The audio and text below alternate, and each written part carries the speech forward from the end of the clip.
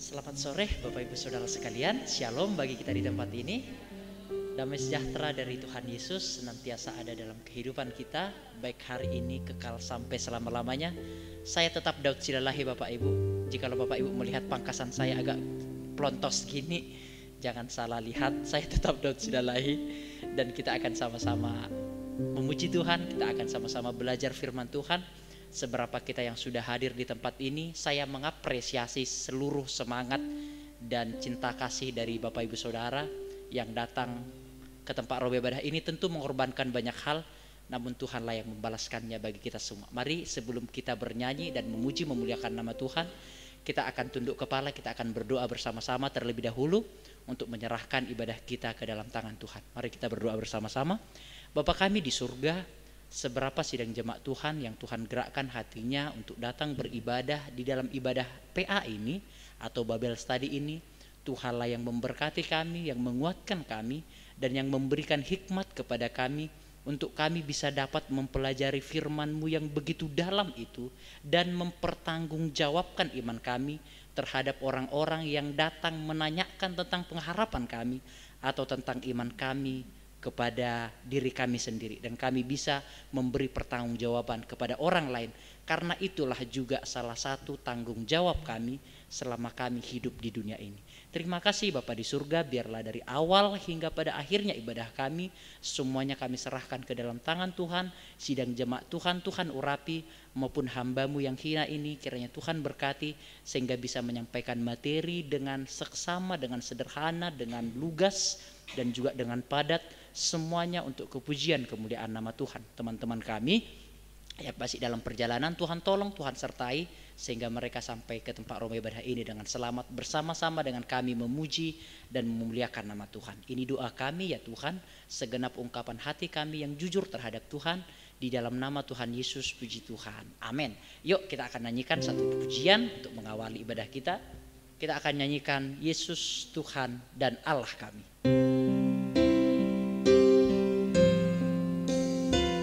Kita akan sama-sama menaikkan pujian ini.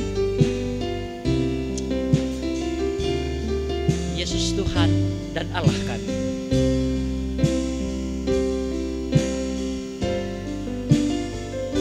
Yesus Tuhan dan Allah kami,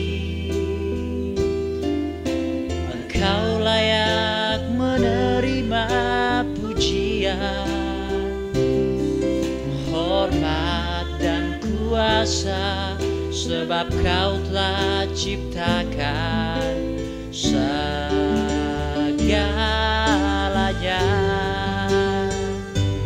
Oleh karena kehendak-Mu, amin, semuanya itu telah ada dan diciptakan untuk kemuliaan-Mu. Terpujilah Tuhan, Hosana. Terpujilah Tuhan, terpujilah Tuhan Yesus, Hosana. Terpujilah Tuhan, terpujilah Tuhan Yesus. Kita akan naikkan kembali dari awal.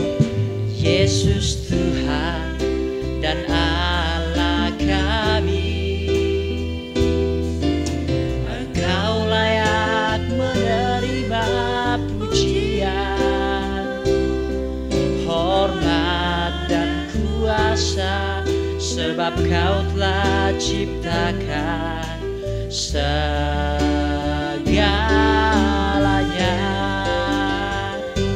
Oleh karena kehendak-Mu, semuanya itu telah ada dan diciptakan untuk kemuliaan-Mu.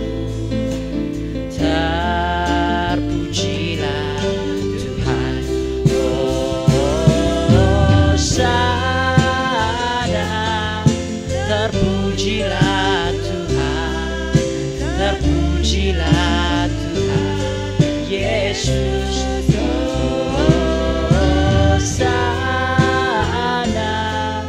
Terpujilah Tuhan, terpujilah Tuhan Yesus.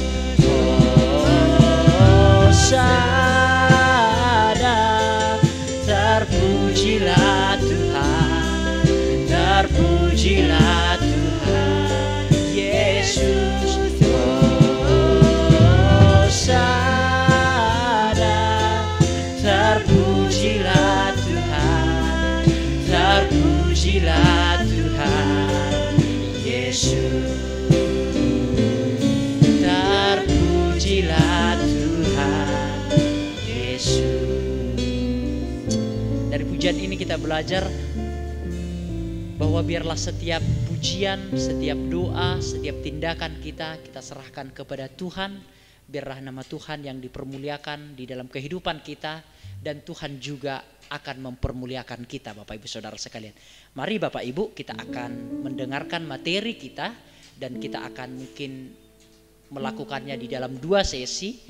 Nanti ada sesi tanya jawab bagi Bapak Ibu yang mau bertanya langsung saja. Oleh sebab itu kita akan langsung saja masuk di dalam materi. Kita akan menaikkan satu pujian untuk kita masuk di dalam materi. Yang kusembah hanya Yesus.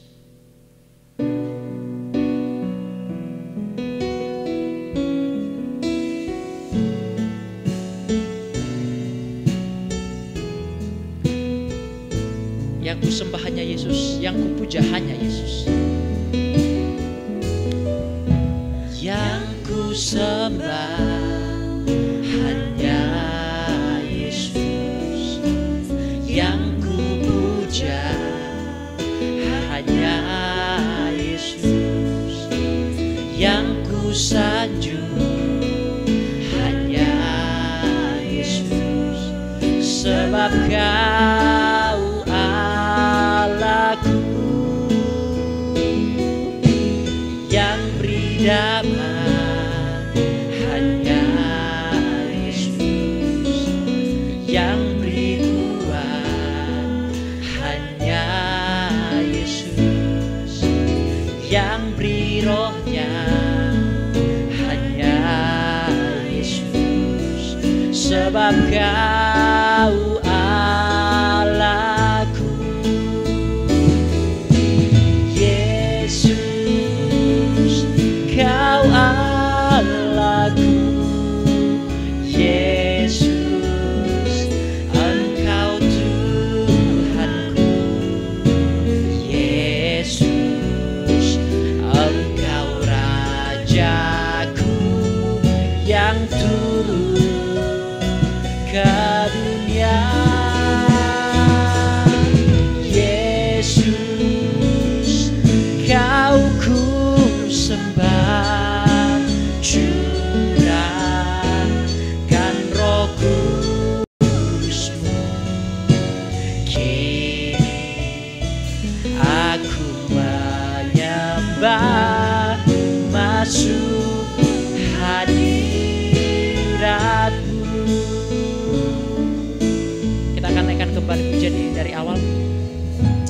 Yang ku sembah hanya Yesus, yang ku puja hanya Yesus, yang ku sanjung hanya Yesus.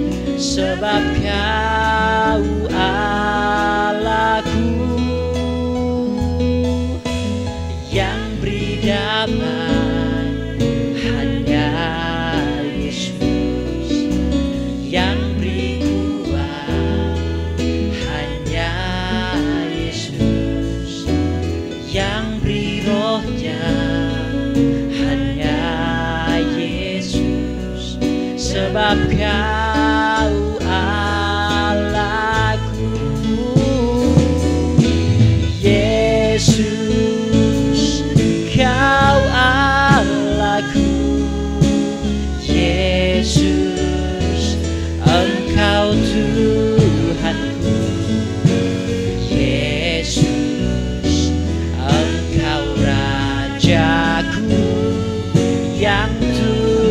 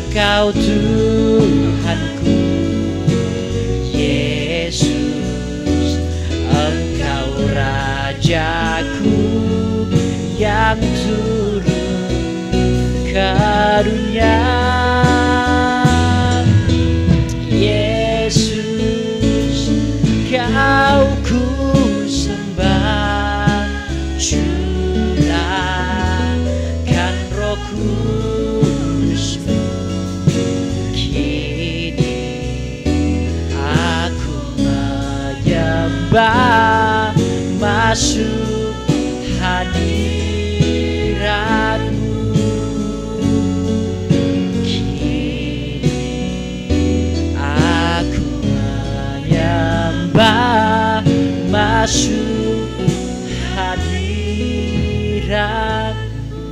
Mari kita bersama-sama berdoa. Bapa kami di surga, kami menyembah Tuhan bukan hanya ketika kami ada di dalam gereja ini atau di tempat rumah ibadah ini, namun kami akan tetap menyembah Tuhan di dalam kehidupan kami, di dalam pergumulan kami, di dalam aktivitas kami tetap menyembah Tuhan. Dan di dalam pujian ini kami belajar bahwa Tuhan yang menggenapi semuanya. Demikian juga di dalam pembelajaran kami, bahwa Yesus tidak melanggar hukum Taurat, tidak membatalkan hukum Taurat, tidak menghilangkan hukum Taurat. Namun Tuhan Yesus sendiri menggenapi, menyempurnakan, dan membawa hukum Taurat itu kepada tujuannya. Yang dahulu hukum Taurat belum memiliki tujuan, belum memiliki arah. Namun Yesus Kristus telah menyempurnakan, telah menggenapi, dan bahkan telah mengambil alih imbalan atau hak dari hukum Taurat itu, telah diambil alih oleh Yesus Kristus dan digenapi di dalam setiap perbuatan dan juga di dalam setiap rencana Tuhan. Demikianlah yang akan kami pelajari hari ini. Topik yang mungkin begitu sangat rumit, namun kiranya Tuhan memberikan hikmat kepada kami sehingga kami bisa memahaminya, dan semuanya untuk kepujian kemuliaan nama Tuhan. Terima kasih Tuhan Yesus, ini segenap doa kami. Kami siap untuk membedah Alkitab yang begitu sangat indah dan Alkitab yang begitu sangat mulia. Di dalam nama Tuhan Yesus Kristus kami alaskan doa kami, puji Tuhan. Amin. Dari tempat yang indah dan berbahagia ini kembali saya sapa Bapak Ibu. Shalom bagi kita Bapak Ibu Saudara sekalian. Mari Bapak Ibu Saudara, kita akan mempersiapkan pemikiran kita, mempersiapkan hati kita. Saya menganggap dan saya merasa topik yang akan kita bahas sebentar lagi memang adalah topik yang kompleks dan rumit. Namun saya akan berusaha dengan pertolongan Tuhan Yesus Kristus dan Roh Kudus akan menjelaskannya dengan sederhana, dengan pelan, supaya Bapak Ibu Saudara juga bisa mengerti dengan baik dan dengan seksama saudara-saudara sekalian. Namun sebelum saya menyampaikan materi, ada beberapa prolog yang harus saya sampaikan kepada Bapak Ibu Saudara sekalian. Di dalam ibadah PA saudara-saudara, kita harus terbiasa dengan perbedaan sudut pandang. Kita harus terbiasa dengan perbedaan pendapat. Asal perbedaan pendapat dan sudut pandang itu bukan kepada hal-hal yang prinsip. Saya ulangi, perbedaan sudut pandang itu biasa, namun bukan perbedaan yang prinsip. Apa itu perbedaan yang prinsip? Yaitu yang dinamakan dari ortodoksi dari gereja kita, yaitu yang dinamakan dengan sola scriptura, bahwa Alkitab itu sepenuh-penuhnya adalah firman Tuhan. Itu kita nggak boleh berbeda Bapak Ibu Saudara sekalian. Dan ada juga yang dinamakan sola gratia, artinya kita diselamatkan betul-betul karena anugerah Tuhan. Tidak ada sedikit pun andil manusia, dan itu dijelaskan di dalam surat Efesus. Kita diselamatkan oleh karena iman, itu bukan hasil pekerjaanmu. Jangan ada orang yang memegahkan diri. Sola gratia itu memang prinsip, itu kita tidak boleh berbeda. Dan ada sola fidei, artinya dengan iman kita bisa diselamatkan oleh Tuhan. Dan sola fidei berkaitan juga dengan tindakan kita. Artinya jikalau kita sudah diselamatkan, ada dampak atau ada hal yang nyata yang bisa dilihat orang lain ketika kita diselamatkan. Itu kita tidak boleh berbeda saudara-saudara sekalian. Dan juga ada yang dinamakan sola Christo, bahwasanya Yesus Kristus adalah satu-satunya jalan keselamatan. Nah, hal-hal prinsip ini kita tidak boleh berbeda Bapak Ibu. Itu yang prinsip, ada sola gratia, sola fidei, sola Christo, dan sola gratia itu kita. Dan ada lagi soli deo gloria, bahwasanya kita semua tindakan kita harus kita serahkan semuanya untuk kepujian kemuliaan nama Tuhan. Itu biasanya adalah teologi reform, atau saya akan berikan saja, jikalau kita kan biasanya orang-orang Injili kan Bapak Ibu Saudara, atau biasanya saya katakan sebagai akrab Allah atau Barak, Bapa, Anak, Roh Kudus, dan juga keselamatan dan juga Alkitab. Itu tidak bisa kita berbeda Bapak Ibu Saudara. Itu hal-hal yang prinsip. Namun untuk hal-hal yang lain seperti baptisan, seperti doa, itu kita bisa berbeda Bapak Ibu Saudara sekalian. Pemikiran disebut pemikiran, teologi disebut teologi. Jikalau teologi itu diuji saudara-saudara. Jikalau kita punya pemikiran, punya teologi, artinya teologi yang saya maksud adalah pengertian kita tentang Tuhan dan pengertian kita tentang Alkitab. Jikalau kita punya teologi, namun teologi kita nggak mau diuji, itu namanya kita tidak sedang berteologi. Itu namanya kita sedang berdoa, itu tidak mau diganggu itu. Jikalau kita punya pemikiran, punya teologi nggak mau diganggu, itu nggak bisa. Kita berdoa aja itu nggak bisa diganggu itu. Jadi teologi disebut teologi jikalau kita bisa diuji teologinya itu atau diuji pengajarannya itu, diuji saudara-saudara sekalian. Dan saudara-saudara sekalian, yang kedua yang ingin saya sampaikan kepada Bapak Ibu, Bapak Ibu tidak harus mengikuti saya punya teologi. Ini baru yang dinamakan saya tidak memonopoli atau saya tidak otoriter itu, atau saya tidak oligarki itu. Jadi Bapak Ibu tidak harus mengadopsi atau mempercayai atau mengambil seluruh teologi saya itu. Kita boleh berbeda atas hal-hal itu saudara-saudara sekalian. Jadi Bapak Ibu nanti mempertimbangkan, oh sudut pandang Daud begini. Dan Bapak Ibu saudara sekalian boleh mempertimbangkan teologi saya. Lihat, jangan hanya mendengarkan saya Bapak Ibu, jujur. Jangan hanya mendengarkan saya. Dengarkan pendeta-pendeta konservatif atau pendeta-pendeta Injili, pendeta-pendeta reform.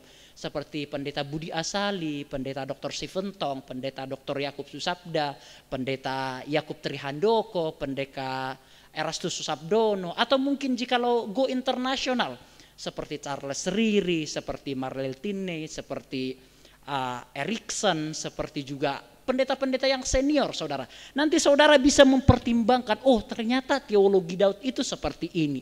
Dan saudara bisa melihat mereka terpercaya go internasional. Bukan hanya satu denominasi dia dipercaya, enggak. Namun teologi mereka, pengajaran mereka betul-betul bisa dipertanggungjawabkan secara historis, bisa dipertanggungjawabkan secara psikologis, bisa dipertanggungjawabkan secara teologis, dan bisa dipertanggungjawabkan secara sosiologis saudara-saudara sekalian. Dan itulah Bapak Ibu Saudara harus terbiasa dengan hal-hal itu. Dan saudara-saudara sekalian, yang ketiga yang ingin saya sampaikan, yang pertama tadi kita harus terbiasa dengan perbedaan pendapat. Karena jikalau berbeda pendapat itu saudara, itu artinya bukan satu orang yang berpikir itu logiknya itu asasnya itu. Jikalau hanya satu pendapat itu berarti hanya satu yang memonopoli itu, hanya satu yang otoriter itu. Namun jikalau ada yang berbeda pendapat itu berarti ada banyak orang yang berpikir di situ. Nah itu asasnya saudara. Jadi saudara harus terbiasa dengan perbedaan pendapat. Nah ini saya pikirkan 10 tahun ke depan Bapak Ibu. Saya kan sebagai jemaat kan. Jadi saya berani mengungkapkan perbedaan pendapat itu. Di dalam asas doktrin gereja GPT itu saya berani saudara. Dan ini menjadi bibit bagi Bapak Ibu Saudara. Karena Bapak Ibu Saudara juga merupakan anak-anak Tuhan. Ini saya lihat 10 tahun ke depan supaya Bapak Ibu Saudara nanti berani menyuarakan perbedaan gitu loh saudara. Namun dengan argumen bukan dengan sentimen itu saudara-saudara sekalian. Kebanyakan kan di zaman-zaman dahulu ke belakang jemaat itu kan gak boleh bicara itu kan. Nggak boleh didengarkan itu jemaat. Semuanya otoriter dari pendeta dari mimbar itu. Nah ini yang mau saya pupuk Bapak Ibu Saudara sekalian. Ini yang mau saya hidupkan kembali. Pemikiran dari jemaat, kontribusi kognitif dari jemaat itu sangat-sangat dibutuhkan saudara. Jangan kembali lagi kepada asas-asas otoriter itu. Atau oligarki atau komunis itu saudara. Indonesia sudah masuk dalam orde baru. Mengapa gereja masih mau kembali lagi ke orde lama?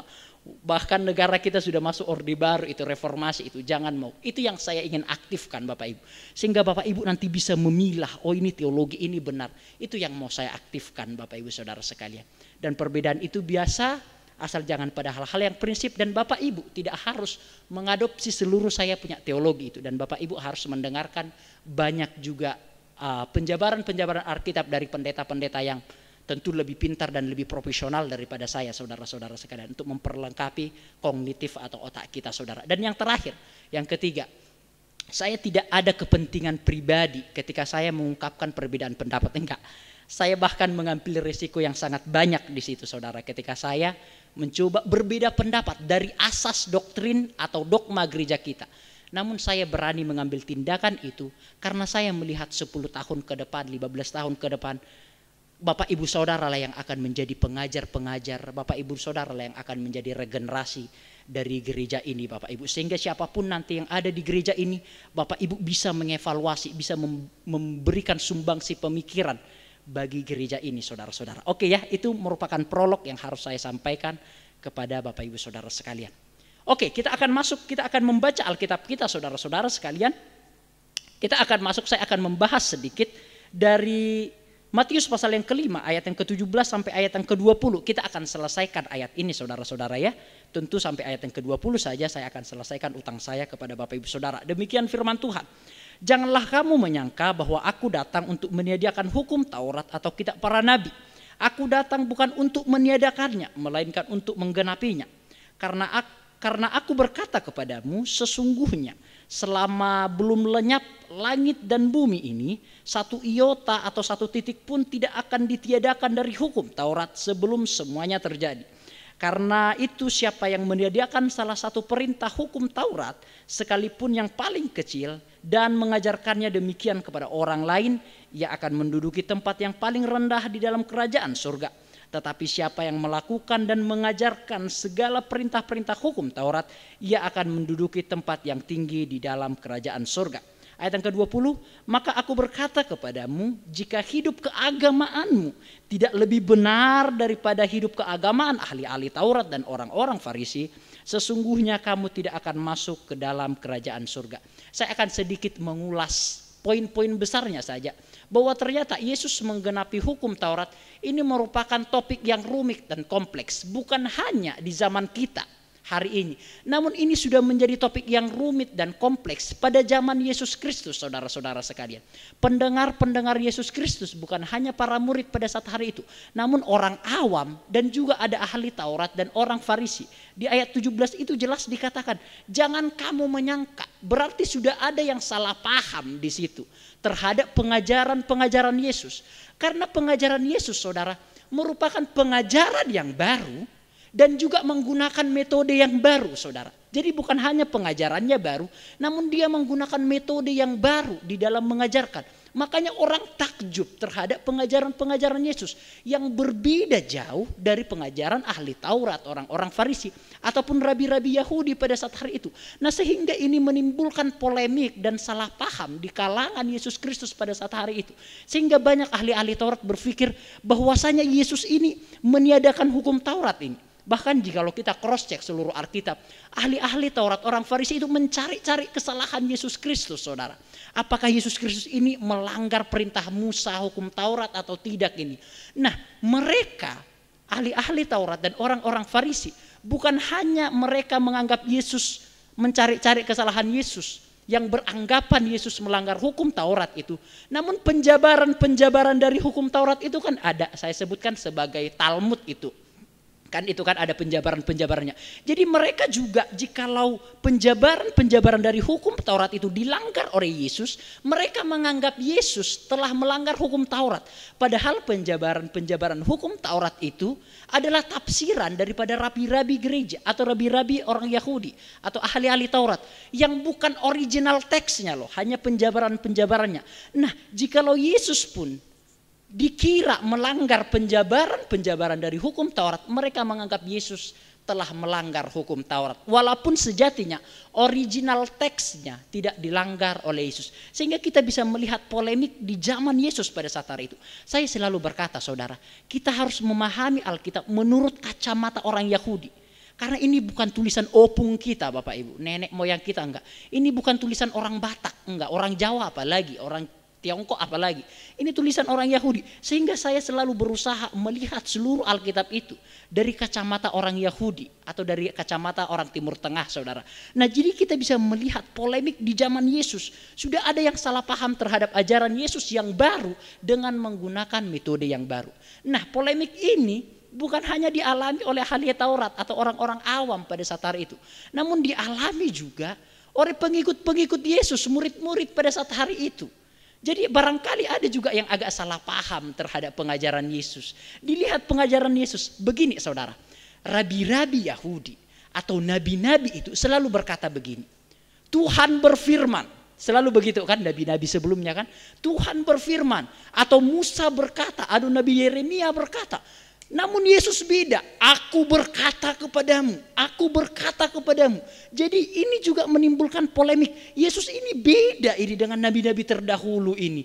Dari rabi-rabi terdahulu ini. Dia berkata seolah-olah dia memiliki otoritas yang paling tinggi itu. Aku berkata kepadamu. Tidak pernah nabi seperti itu. Nabi itu biasanya menggunakan kata Tuhan berfirman seperti itu. Nah ini juga menimbulkan polemik di zaman Yesus Kristus, khususnya kepada para murid pada saat hari itu, saudara-saudara, atau orang Kristen mula-mula. Nah ini juga menjadi polemik bagi kita atau permasalahan bagi kita. Kenapa? Karena jikalau kita membaca ayat yang ke-19 itu, saudara-saudara, seolah-olah ada indikasi bahwa kita bisa diselamatkan dengan mentaati hukum Taurat itu. Di ayat yang ke-19, Bapak Ibu bisa baca sendiri itu. Atau saya akan bacakan. Tetapi siapa yang melakukan dan mengajarkan segala perintah hukum Taurat, ia akan menduduki tempat yang tinggi dalam kerajaan surga. Nah seolah-olah ada indikasi bahwasanya kita mengajarkan hukum Taurat dan melakukannya, kita itu diselamatkan. Padahal di dalam kitab Roma dikatakan tidak ada kita diselamatkan dengan hukum Taurat itu. Nanti saya akan berikan ayatnya, saudara. Nah jadi ini polemik bagi bangsa Yahudi, polemik untuk orang-orang awam, polemik untuk Kristen mula-mula, polemik juga untuk kita hari ini, saudara-saudara sekalian. Nah itu untuk prolognya yang akan saya sampaikan kepada Bapak Ibu Saudara sekalian. Oke, kesulitan ini bukan hanya menjadi pergumulan para penganut Yudaisme, melainkan para pengikut Kristen mula-mula. Saya sudah jelaskan. Oke, saya tidak akan berlama-lama lagi, saya akan sedikit mengulas saja. Nah, hukum Taurat di dalam pandangan atau paradigma orang Yahudi itu bisa berarti 10 hukum Allah, 5 kitab Musa, Kejadian sampai Maliaki. Dan ternyata ketika menyelidikinya kembali, membaca kitab-kitab sejarah, ada yang keempat yang dimaksudkan dengan hukum Taurat, saudara, yaitu Talmud atau Teselof bahasa lainnya. Jadi Talmud itu pada zaman Yesus itu belum ada yang tertulis, saudara, hanya lisan. Hanya lisan. Jadi penjabaran dari hukum Taurat 5 kitab Musa itu atau 10 perintah Tuhan, ada penjabarannya. Namun penjabarannya ini belum secara tertulis, hanya secara lisan. Nanti pada abad ketiga atau pada abad kedua, awal abad ketiga, baru nanti tertulis Talmud itu secara tertulis, saudara. Bukan hanya secara lisan, tapi sudah ada secara tulisan. Yang nanti saya sering sebutkan yang membuat atau yang merumuskan itu salah satunya adalah Hillel, yang muridnya adalah Gamaliel, dan Gamaliel muridnya adalah Rasul Paulus itu, saudara-saudara sekalian.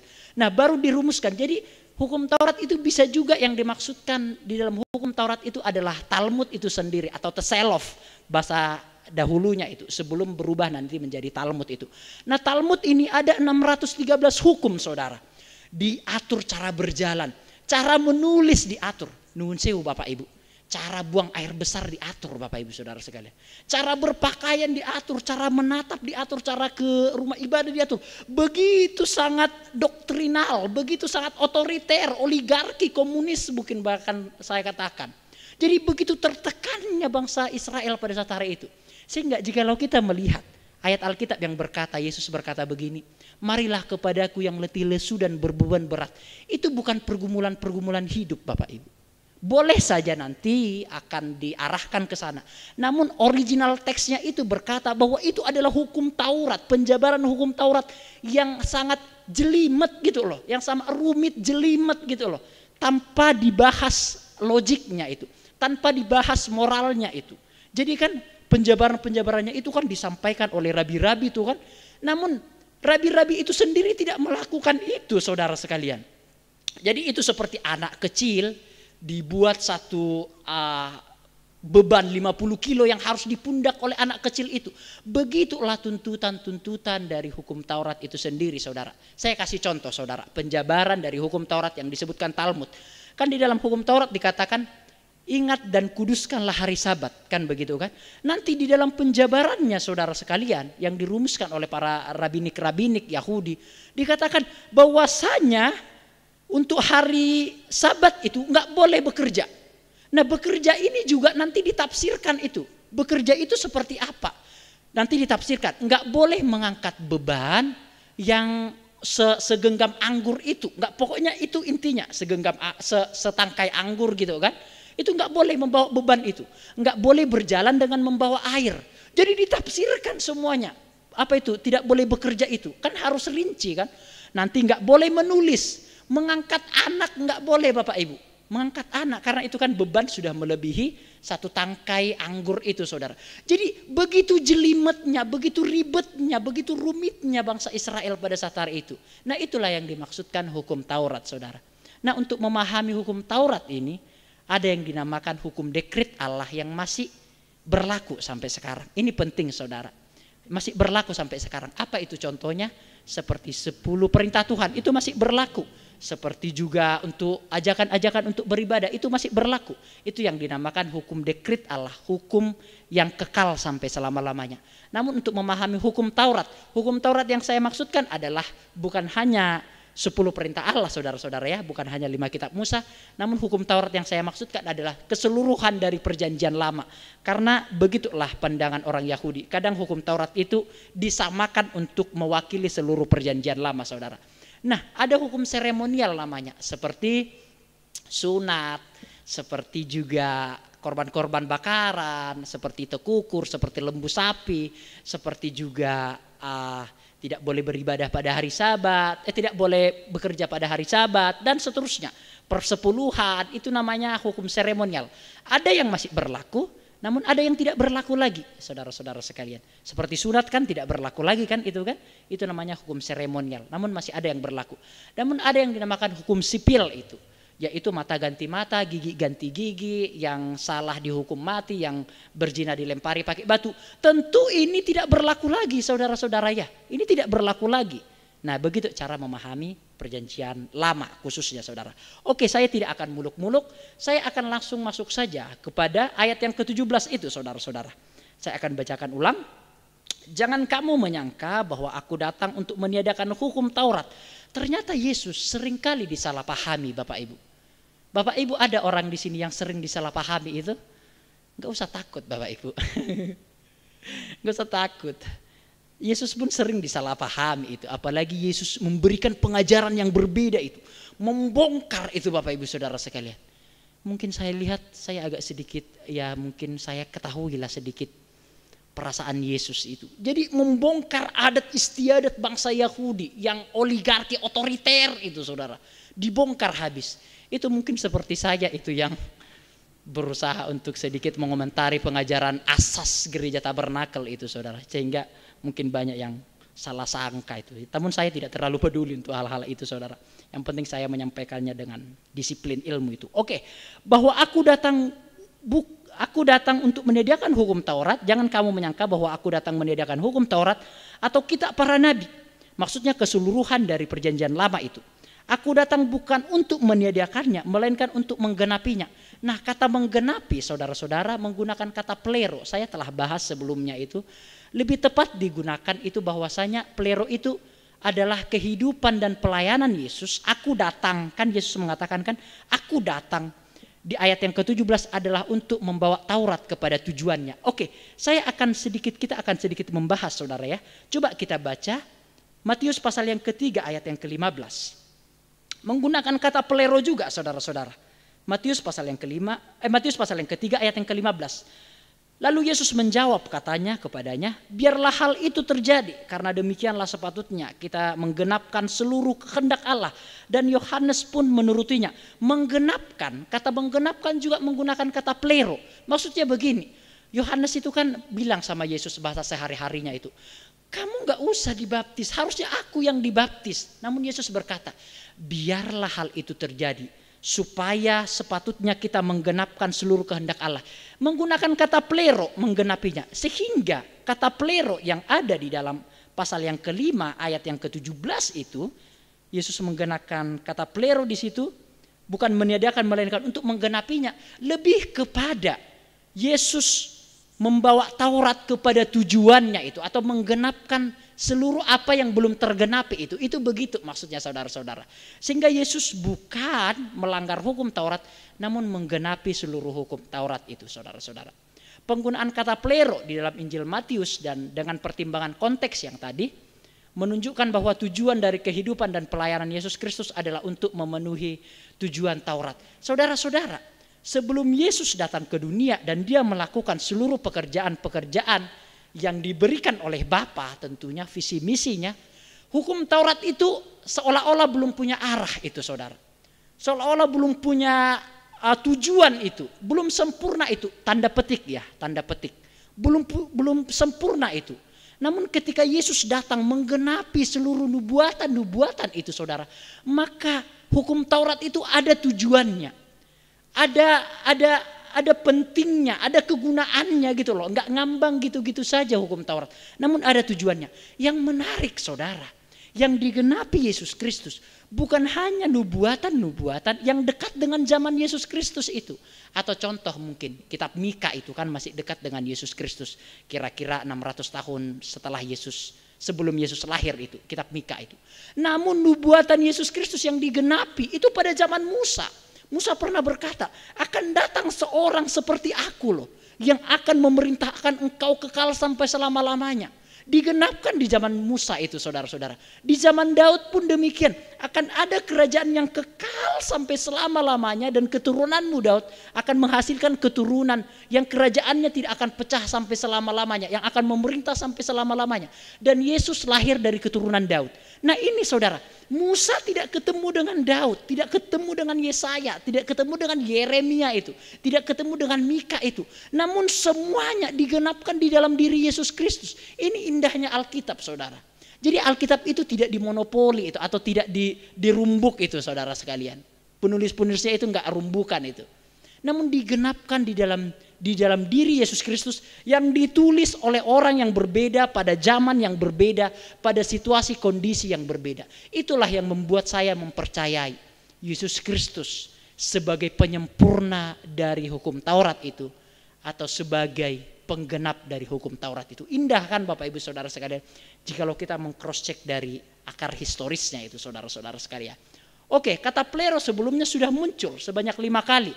Makanya mengapa saya katakan kata plero atau menggenapi itu adalah untuk membawa hukum Taurat kepada tujuannya itu.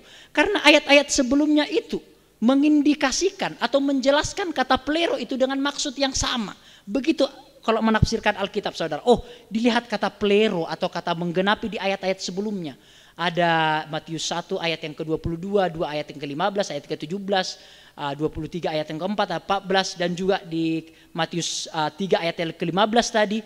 Jadi itu artinya saudara. Sehingga saya mengatakan Yesus itu menggenapi tujuan dari hukum Taurat itu bukan dari saya punya pemikiran itu, namun dari konteksnya sendiri. Jadi ayat itu dijelaskan oleh konteksnya itu dan oleh sejarahnya itu saudara-saudara sekalian. Jadi ayat itu menceritakan dirinya sendiri, menjelaskan dirinya sendiri itu saudara. Hukum Taurat dan kitab para nabi. Oke, sudah semakin jelas Bapak Ibu Saudara ya. Oke, ini bukan hanya tentang tuntutan Taurat. Jadi Yesus menggenapi hukum Taurat itu bukan hanya tuntutan Taurat. Apa itu tuntutan Taurat? Yaitu di dalam hukum Taurat kan harus ada persembahan yang dipersembahkan setiap tahun. Berdosa kita 1 tahun ini kan begitu zaman tabernakel kan. Berdosa kita 1 tahun dipersembahkan itu lembu sapi. Jikalau dia miskin dipersembahkan itu tekukur. Atau sesuai dengan ekonominya lah seperti itu. Setiap tahun seperti itu. Itu yang dinamakan tuntutan Taurat. Saudara-saudara, kasarnya tuntutan Taurat itu darah saudara-saudara. Kasarnya demikian. Tuntutan Taurat itu darah, nyawa itu tuntutan Taurat saudara. Nah itu digenapkan di dalam Yesus Kristus yang dipaparkan oleh Rasul Paulus. Jikalau kita mengindikasikan Rasul Paulus yang menulis kitab Ibrani itu. Bahwa dia berkorban sekali untuk selama-lamanya untuk menghapuskan dosa kita. Nah itu loh saudara-saudara sekalian. Jadi Yesus bukan hanya mengambil tuntutan dari hukum Taurat itu. Yang tadi tentang nyawa itu. Namun Yesus juga membuat arah dari hukum Taurat itu menjadi jelas. Tujuan dari hukum Taurat itu menjadi jelas saudara sekalian. Dan nubuatan mesianik yang mereka sampaikan. Nah saudara-saudara, sekarang saya akan membawa kepada hal yang lebih dalam lagi. Terus mengapa orang Yahudi tidak percaya Yesus sebagai juru selamat itu, sebagai Mesias itu? Namun kan kita telah meyakini bahwasanya Yesus telah menggenapi seluruh hukum Taurat dan nubuatan-nubuatannya itu dan kitab para nabi itu. Namun mengapa original audience dari kitab hukum Taurat dan para nabi itu sendiri tidak mereka percayai saudara-saudara. Mereka tidak mempercayai. Padahal mereka original audience itu. Mengapa saudara? Mengapa kita akhirnya mempercayai? Ini kan sesuatu yang konyol bisa dikatakan kan. Original audiensnya ada tidak percaya Yesus sebagai juru selamat kok, menggenapi hukum Taurat kok. Kok kita yang bukan orang Yahudi, bukan original audience itu, kita percaya? Ayo gimana saudara? Kan ini kan belum nggak pernah dibahas ini kan? Atau tabu mungkin ini dibahas. Begini loh saudara, saya bisa menjawab itu. Karena presuposisi pemikiran dari orang Yahudi tentang Mesias itu yang membebaskan mereka dari penjajahan Romawi. Nah itu pemahaman mereka. Jadi bagi orang Yahudi, Mesias itu datang membebaskan mereka dari penjajahan Romawi secara politik itu saudara-saudara. Makanya mereka nggak percaya Yesus lahir itu untuk membebaskan dosa-dosa manusia. Karena bukan itu yang mereka harapkan. Yang mereka harapkan adalah pembebasan politik. Karena begitulah sebelum-sebelumnya yang mereka alami, bagaimana Musa membebaskan mereka dari penjajahan Mesir itu, dan juga Esra, Nehemia, Esther itu dibebaskan mereka dari penjajahan Babilonia itu. Kan pengalaman-pengalaman sejarah-sejarah itu yang membangun kognitif mereka itu saudara-saudara. Sehingga ketika nubuatan yang disampaikan oleh Musa itu, yang disampaikan oleh Mika itu dan kitab Yeremia itu, mereka pikir bahwa Mesias itu akan membebaskan mereka secara politik pada saat hari itu, secara budak pada saat hari itu. Namun ternyata berbeda saudara. Allah itu tidak membebaskan secara politik, walaupun bangsa Israel sudah merdeka sampai sekarang secara politik itu. Dan tidak jauh berbeda kemerdekaan mereka dengan kemerdekaan Indonesia, kan tidak jauh berbeda tahunnya itu saudara-saudara. Nah namun Allah bermaksud bukan membebaskan secara politik. Itu yang pikiran sederhana itu, membebaskan secara politik itu bukan, bahkan bisa saya katakan bukan urusan Tuhan itu. Remeh temeh itu. Namun yang lebih penting adalah membebaskan bangsa Israel dari segala dosa-dosa mereka. Nah itulah yang kita imani. Mengapa kita mempercayai Yesus, penggenap dari hukum Taurat itu, dan bangsa Yahudi tidak mempercaya Yesus sebagai penggenap dari hukum Taurat itu? Karena kita memiliki pemikiran yang berbeda terhadap Mesias. Kita menganggap Mesias itu membebaskan dari dosa, yang manusia tidak bisa menyelesaikan dosa itu, karena semua manusia berdosa, karena tidak akan mungkin manusia berdosa mampu menyelamatkan manusia berdosa itu.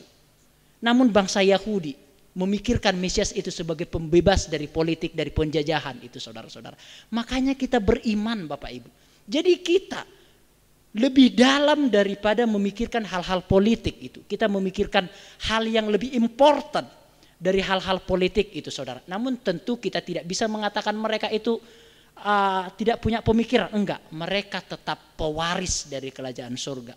Mereka tetap ahli waris original dari kerajaan surga. Dan saya percaya suatu saat mereka akan dibawa kembali kepada pangkuan Abraham. Sama seperti yang ditulis oleh kitab para nabi dan kitab Injil itu Bapak Ibu Saudara sekalian. Hanya saja waktunya saja belum tepat saudara-saudara sekalian. Jadi begitulah saudara. Jadi jangan minder, walaupun orang Israel itu tidak percaya Yesus, jangan minder. Karena kita memiliki sudut pandang yang berbeda saudara sekalian. Oke, saya akan masuk ke dalam hal-hal yang lebih detail lagi. Saya akan skip. Oke, jadi melalui inkarnasinya, Kristus menuntaskan tujuan kitab suci. Apa yang sudah direncanakan Allah dan dinyatakan melalui kitab suci direalisasikan melalui pelayanan Yesus. Sang Mesias datang untuk menggenapkan plero seluruh kehendak Allah. Bisa dikatakan saudara, seluruh kitab itu master pointnya itu Yesus saudara. Seluruh kitab itu master pointnya itu Yesus, atau puncaknya itu di kehidupan Yesus, atau di kelahiran Yesus, atau di tindakan Yesus menyelamatkan manusia di kayu salib. Itu puncak, itu master point daripada seluruh Alkitab. Makanya jikalau ada orang yang mengatakan kesimpulan dari seluruh Alkitab ada di dalam kitab Injil Yohanes pasal yang ketiga ayat yang ke-16 itu. Karena begitu besar kasih Allah akan dunia ini, sehingga ia telah mengorbankan anaknya yang tunggal, supaya setiap orang yang percaya kepadanya tidak binasa, melainkan beroleh hidup yang kekal saudara-saudara sekalian. Nah itu master point, itu puncak dari segala kitab suci saudara-saudara sekalian. Makanya saya memikirkan ini dalam-dalam. Penulis-penulis ini tidak hidup di zaman yang sama saudara-saudara. Saya kan telah mengatakan Musa, Daud tidak hidup di zaman yang sama. Musa 1500 tahun sebelum Masehi, Daud 1000 tahun Masehi, jangka waktunya 500 tahun itu. Dan juga Nabi Mika itu kira-kira 700 tahun sebelum Masehi. Jadi mereka tidak rumbukan, tidak bertemu, namun seluruh apa yang mereka nubuatkan tergenapi di dalam diri Yesus Kristus. Itulah yang membuat saudara sampai sekarang saya meyakini Yesus Kristus sebagai satu-satunya juru selamat di dunia ini, saudara-saudara sekalian. Itu yang membuat saya percaya, saudara-saudara sekalian.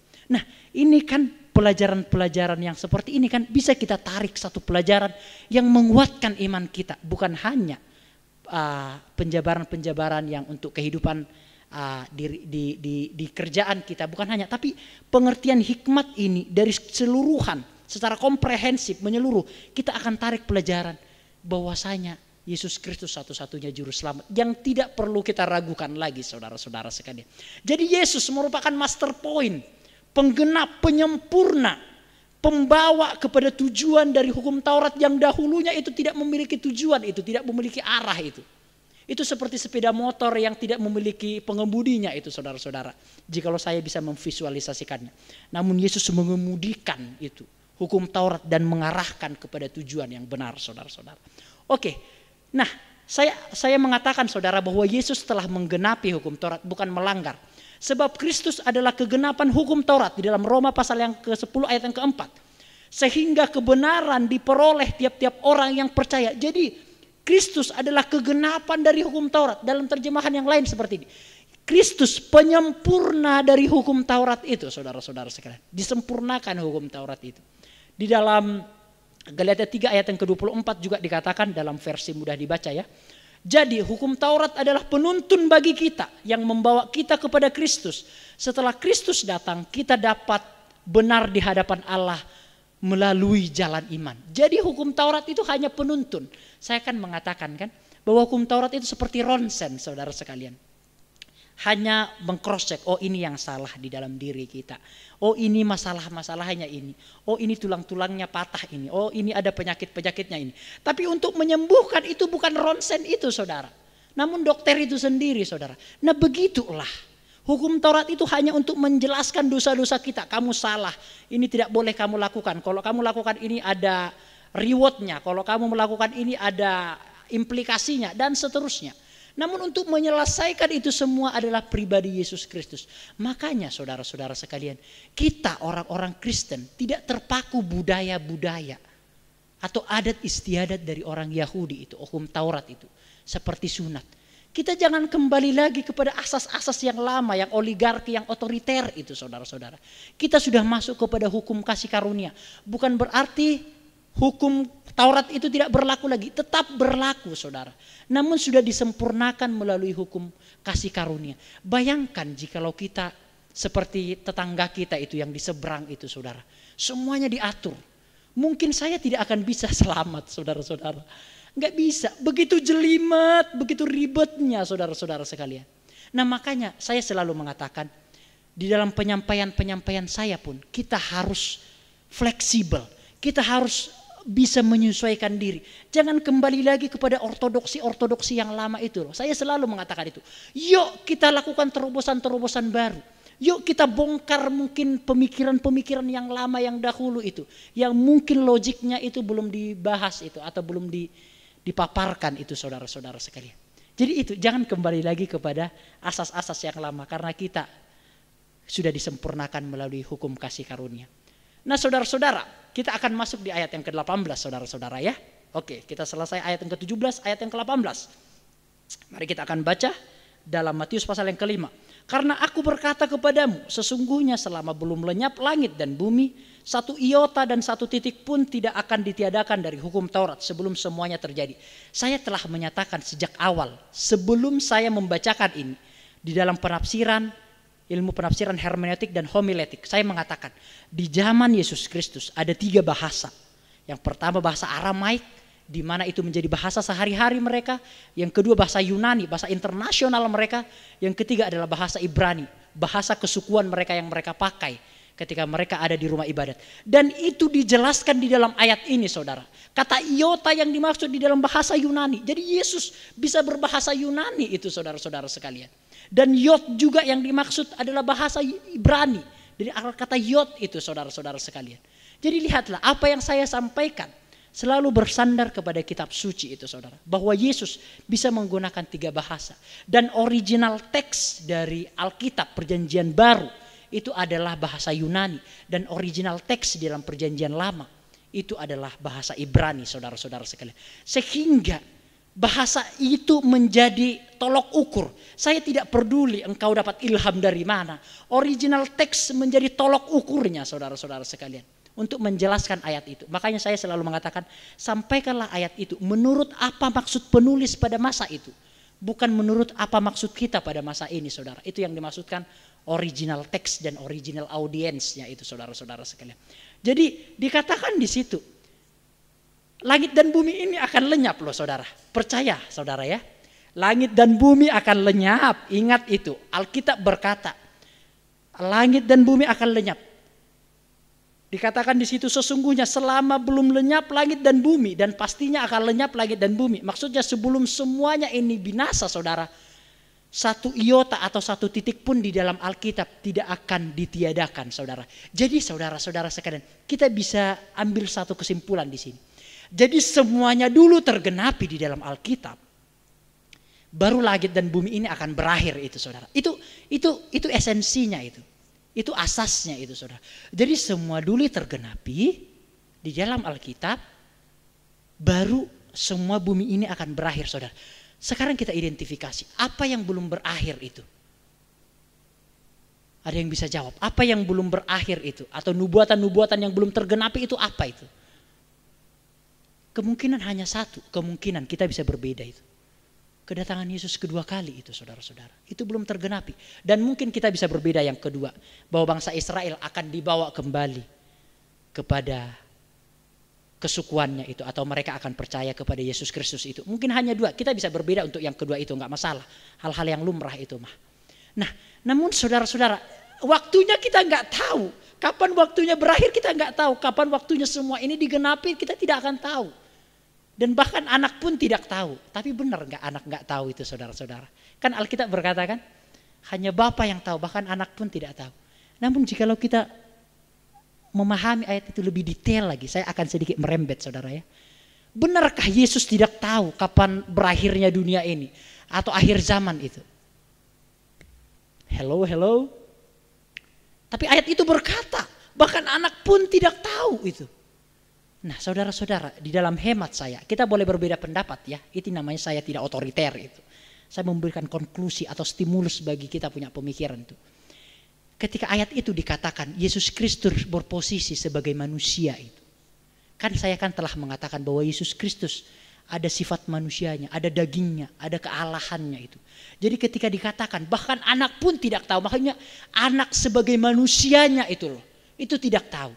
Namun sebagai kealahannya dia pasti tahu hari kedatangan dia kedua kali. Hari berakhirnya dunia ini dia tahu semua itu. Nah begitu loh cara memahami kitab suci itu saudara-saudara sekalian. Memang harus lebih detail. Memang tidak banyak orang yang mau mendetail seperti ini. Ribet memang. Stres gundul kayak saya ini kan udah mulai gundul. Memang tidak banyak orang yang seperti itu. Namun begitulah harus memahami. Jadi Yesus Kristus itu tahu itu. Akhir dari dunia ini itu tahu itu. Namun ada... Saya agak sedikit merembet saudara ya. Ada ciri-cirinya itu untuk berakhirnya dunia ini. Apa itu ciri-cirinya? Adanya peperangan. Itu ada di dalam kitab Daniel itu. Dan dalam kitab Wahyu itu saudara-saudara sekalian. Kitab Apokalipsis itu. Nah saudara-saudara. Nah ada peperangan. Sekarang sudah ada peperangan. Kasih makin turun. Atau kasih makin tidak ada lagi itu. Semakin mengasihi dirinya sendiri itu. Lihat aja sekarang itu. Kalau tentara itu kan pimpinannya berkorban untuk bawahannya itu kan itu tentara itu. Namun kalau seberangnya itu pimpinannya itu mengorbankan bawahannya itu. Enggak ada yang connect. Kalau tentara pimpinannya itu yang berkorban untuk bawahannya itu. Tapi kalau yang di seberangnya itu pimpinannya itu yang mengorbankan bawahannya itu saudara-saudara sekalian. Nah kita bisa melihat bahwasanya kasih itu makin rendah. Tapi itu kan bukan jadi bagian kita itu kan. Bapak Ibu melihat saudara yang sedang gempar sekarang itu. Pendeta itu bunuh orang itu. Dengar itu saudara. Waduh menusuk saya itu Bapak Ibu. Saya nggak tahu pendeta mana itu. Pendeta Ted. Itu pokoknya itulah itu. Golongan sana lah itu. Lihat dibawa ke apartemen. Ayo kita podcast yuk katanya, dicekik dia. Aduh Tuhan. Gimana kasih makin surut itu. Ada barusan ini saudara-saudara sekalian. Bapak itu butuh anak sama mamanya itu dipenggal itu sama istrinya itu. Jadi itu ciri-cirinya. Kita sudah melihat ciri-ciri dari akhir dunia ini loh. Ciri-cirinya udah ada. Tapi kafan finalnya nggak tahu. Hanya Yesus yang tahu. Hanya Bapa yang tahu. Yesus dalam keilahiannya itu yang tahu itu saudara. Namun di situ dia katakan satu iota atau satu titik pun tidak akan ditiadakan dari hukum Taurat sebelum semuanya terjadi. Apa sih yang dimaksudkan dengan satu iota? Saya telah menjelaskan bahwa iota itu menunjukkan kepada huruf terkecil. Dan iot itu atau iota itu dalam Yunani, sedangkan titik itu kerja mengarah pada bagian terkecil. Jadi huruf terkecil dan bagian terkecil dari sebuah huruf itu tidak akan ditiadakan saudara. Seluruh bagian dan setiap kata dalam kitab suci adalah firman Tuhan. Nah saudara, ini mempengaruhi saudara. Titik dan koma itu mempengaruhi di dalam pembacaan Alkitab. Itu yang dimaksudkan untuk pengkhotbah terlebih khusus. Saya akan kasih contoh. Ada seorang suami yang sedang konflik dengan istrinya itu. Seorang suami konflik dengan istrinya. Namun mereka agak beda rumah pada saat hari itu. Beda rumah, konflik lah mereka, biasalah kan. Orang yang nikah kan banyak konflik itu seperti itu. Nah setelah konflik, suami ini mulai menyadari kesalahannya. Ya wis aku ini wis aku ngalah wis. Dikirimkanlah sebuah bunga. Dikirimkan bunga melalui sebuah toko bunga. Jadi ditelepon toko bunga ini, nanti kirimkan bunga ke istriku di jalan ini loh ya. Tulisannya, ya katanya kan, tulisannya I am sorry, I love you. Itu tulisannya. Ingat ya tulisannya I am sorry, I love you. Oh iya Pak, gampang. Terus dirangkailah bunganya seperti itu. Namun ternyata enggak detail ini seorang toko bunga ini. Komanya dihilangkan itu. Jadi tulisannya I am sorry, I love you itu. Artinya kan jadi beda kan. Maksudnya maaf, artinya kan I'm sorry, I love you kan tanpa koma itu kan berarti maaf aku menyesal mencintaimu kan begitu kan. Konotasinya kan begitu kan tanpa koma itu kan. Namun jika lo menggunakan koma I am sorry artinya saya minta maaf karena aku salah dan saya mencintaimu. Menggunakan koma. Tapi kalau tidak menggunakan koma I am sorry, I love you. Maaf, aku menyesal mencintaimu. Kan begitu konotasinya kan. Nah begitu juga di dalam pembacaan Alkitab saudara. Koma itu atau iota itu, yot itu mempengaruhi saudara. Makanya dalam membaca Alkitab saya selalu mengatakan dan saya tidak terlalu sampai muntah-muntah pun Bapak Ibu Saudara tidak masalah. Tafsirkanlah Alkitab menurut apa maksud penulis pada masa itu. Dan menurut original teksnya itu dan original audiensnya itu. Supaya kita bertanggung jawab saudara-saudara sekalian. Jadi hilangkanlah dulu semua apa yang dikatakan oleh yang mulia Opa Pan Hetzel itu. Yang mulia Opa Injuwono itu. Hilangkanlah dulu itu semua. Betul-betul real kita dengan jujur ini loh. Begitu saudara-saudara sekalian. Saya tidak mengatakan itu salah enggak, tapi kan semua orang itu mempunyai iluminasi yang berbeda-beda kan. Maksudnya penjabaran yang berbeda-beda kan. Yang mulia Pan Hetzel, yang mulia Opa Injuwono, yang mulia Opa Dongalemba kan semua mereka punya pemikirannya masing-masing. Enggak usah dicontoh yang itu. Kita punya inspirasi yang berbeda-beda itu. Kita enggak bisa sama persis itu enggak bisa. Saya aja sama Olpi saudara-saudara. Lihat kan. Satu teologi loh, satu sekolah, satu kamar bayangkan itu. Ya Bu, satu kos bayangkan itu. Sampai sekarang satu pelayanan. Beda jauh kami saudara-saudara. Maksudnya looknya tentu dia lebih ganteng dari saya itu. Ya, juga pemikirannya, cara penyampaiannya beda jauh. Mungkin di dalam teologi juga ada kami yang berbeda itu. Tapi bukan kepada prinsip-prinsip itu. Yang prinsip kami pasti sama. Jadi itu yang saya maksudkan. Saya tidak ada sentimen di sini enggak. Saya betul-betul menyampaikan dengan seluruh ketulusan hati, dengan argumentasi.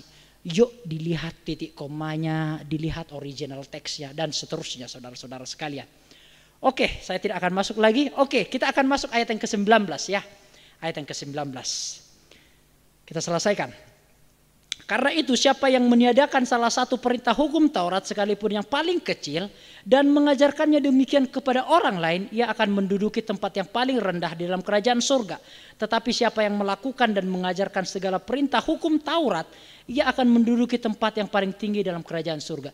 Jadi dari satu ayat ini ada indikasi bahwasanya dengan melakukan hukum Taurat kita diselamatkan itu saudara-saudara. Dan mengajarkan, kan begitu kan indikasinya kan.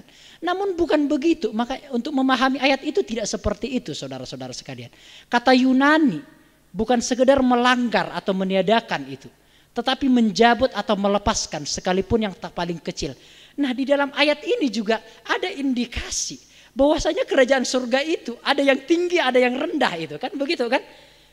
Ia menduduki tempat yang tinggi, yang paling rendah dalam kerajaan surga. Di surga itu ada nggak tinggi rendah saudara-saudara? Kan boleh mikir kan? Ini jarang dikhotbahkan soalnya karena ribet, rumet, jelimet ya. Bukan jelimet sih, harus mikirnya harus keras itu.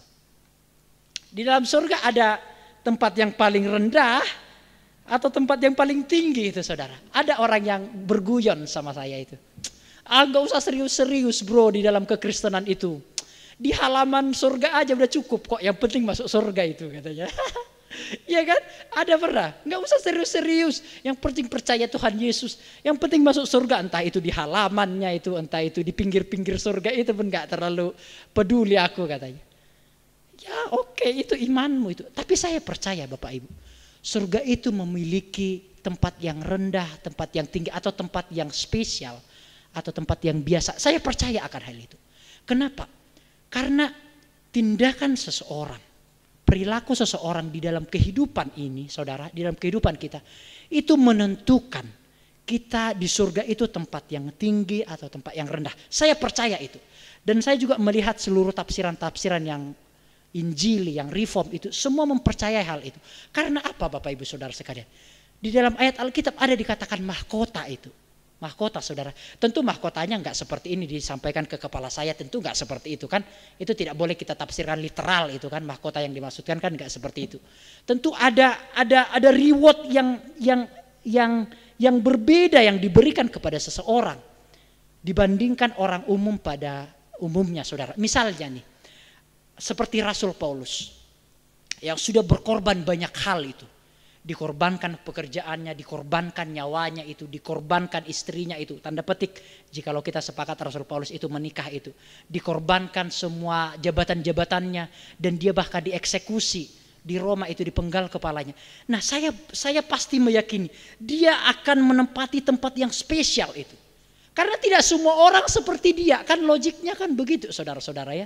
Jadi makanya saya katakan berusahalah melakukan yang sebaik-baiknya. Supaya kita mendapatkan tempat yang tinggi itu dalam kerajaan surga itu. Tentu kita tidak diselamatkan karena perbuatan baik kita, bukan itu maksud saya. Namun tindakan kita semua itu menentukan apa yang akan kita terima di dalam kerajaan surga. Dan saya yakin saudara-saudara sekalian, orang-orang akan melihat itu semua. Kita mendapatkan tempat yang spesial. Semua orang-orang itu akan melihat itu semua. Apresiasi dari Tuhan Yesus, saya katakan demikianlah bahasa sederhananya. Diberikan apresiasi bagi mereka yang berjuang keras itu. Bagi mereka yang sungguh-sungguh itu. Bagi mereka yang meneliti firman Tuhan dengan jujur, dengan real itu. Melakukan segala perbuatan-perbuatan baik. Saya yakin pasti ada apresiasi, reward yang spesial yang akan diberikan. Dan itulah yang disampaikan di dalam ayat ini saudara. Dan saya percaya ada tempat yang spesial, ada tempat yang tinggi atau katakanlah tempat yang tinggi, tempat yang rendah di dalam kerajaan surga. Dan di sini dikatakan seolah-olah kan, jikalau ada orang yang mengajarkan, yang meniadakan salah satu perintah hukum Taurat, ini kan membingungkan ini. Karena itu siapa yang meniadakan salah satu perintah hukum Taurat, maksudnya itu kita katakanlah hukum Taurat yang dimaksudkan itu adalah 10 perintah Tuhan. Atau 5 kitab Musa, atau seluruh perjanjian lama itu. Namun saya sepakat itu seluruh perjanjian lama itu saudara-saudara sekalian. Sekalipun yang paling kecil ditiadakan loh. Sekalipun yang paling kecil. Dan mengajarkannya demikian kepada orang lain, ia menduduki tempat yang paling rendah. Jadi sudah ditiadakan hukum Taurat, diajarkan lagi untuk meniadakan hukum Taurat itu. Namun dia menempati tempat yang paling rendah dalam kerajaan surga itu kan. Gimana cara memahaminya saudara? Ayat itu membingungkan bukan? Nah makanya pulpit, di dalam pulpit komentari berkata, ini sebenarnya bahasa yang begini loh. Maksudnya itu bahasa yang seperti ini. Saya misal punya anak kan, anak saya itu main-main sehingga menjatuhkan piring itu. Anak saya main-main menjatuhkan piring. Sehingga saya berkata kepada ayah saya, ya udah, jatuhkan lagi piring itu, jatuhkan lagi piring itu. Ayo wes, jatuhkan lagi wes piring itu. Apakah saya bermaksud supaya anak itu menjatuhkan piring lagi? Hello? Enggak kan? Ketika saya berkata, itu artinya, nah begitu bahasa Yesus itu begitu. Pulpit mengatakan demikian. Maksudnya begini, kamu itu enggak masuk kerajaan surga kalau kamu itu meniadakan hukum Taurat itu. Enggak masuk kerajaan surga kamu itu. Jadi begitu bahasanya itu maksudnya saudara-saudara sekalian. Ada yang mempercayai hal itu.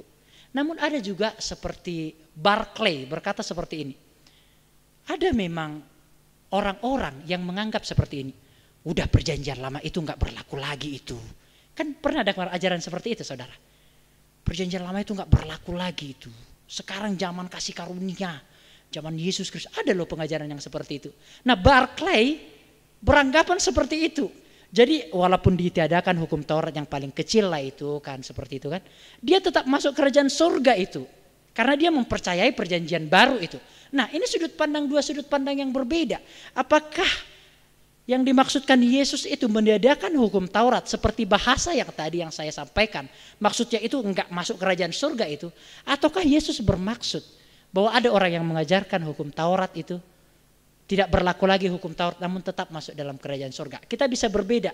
Di mana posisimu Daud? Saya lebih kepada yang kedua itu. Maksudnya adalah ada memang beberapa orang yang meniadakan yang kecil dari hukum Taurat itu. Misalnya contoh begini. Saya pun kan meniadakan tanda petik loh ya. Jangan telan mentah-mentah apa perkataan saya ya. Saya pun kan meniadakan hal yang terkecil dari hukum Taurat itu. Apa itu? Hukum sipil yang tadi. Kan gak berlaku lagi itu. Saya kan meniadakan yang terkecil dalam hukum Taurat itu. Nah begitulah saudara-saudara sekalian. Namun kita bisa berbeda pendapat akan hal itu saudara-saudara. No problem. Namun saya lebih mempercaya yang kedua itu. Bahwasanya sudah lebih fokus kita kepada perjanjian baru itu saudara-saudara sekalian. Oke, dan yang selanjutnya dikatakan, tetapi siapa yang melakukan dan mengajarkan segala perintah hukum Taurat, ia akan menduduki tempat yang paling tinggi. Ada beberapa poin yang sebagai bagian yang terakhir yang akan saya sampaikan kepada saudara sekalian. Apa yang diucapkan Kristus bukan hanya sebuah penjelasan namun ada muatan normatif. Maksudnya muatan normatif itu ada standar yang tinggi, ada standar kompetensi itu maksudnya normatif itu. Dan ada konsekuensi praktis. Maksudnya ketika Yesus berkata demikian, ada standarnya itu yang harus kamu lakukan. Ini kan kepada murid-murid, kepada orang banyak pengikut-pengikut ya kan. Ini ada standar normatifnya ini yang harus kamu lakukan ketika saya membicarakan itu. Apa itu? Yang pertama harus memiliki kerajinan yang kokoh. Pertama kita harus memegang erat, mengajarkan, melakukan seluruh firman. Karena di situ dikatakan meniadakan. Kata meniadakan saudara di dalam terjemahan bahasa aslinya itu melepaskan. Menyeratkan usaha untuk bersantai atau menjadi kurang aktif itu. Bersikap rileks atau lawan kata dari memegang erat itu saudara-saudara. Jadi makanya di dalam belajar firman tidak boleh bersantai-santai Bapak Ibu. Makanya kan apa yang saya sampaikan ini kan berat mungkin topiknya kan. Namun serius saudara, usahalah.